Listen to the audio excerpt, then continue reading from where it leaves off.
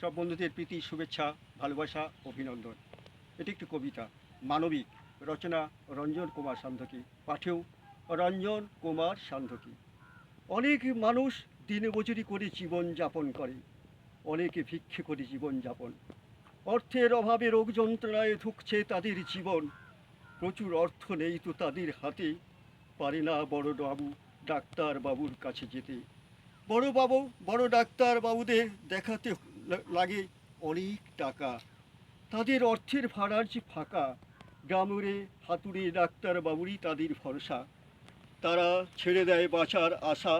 বড় ডাক্তার বাবুরা যদি এদের ফিতে যদি চিকিৎসা করতেন, একটু মানবিক হতেন, ওই বহু মানুষ, গরিব মানুষরা বেঁচে যেত জীবনে, বাঁচার আশা ফিরবে তাদের মনে।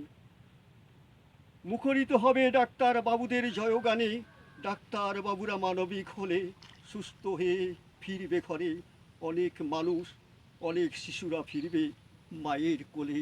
নমস্কার।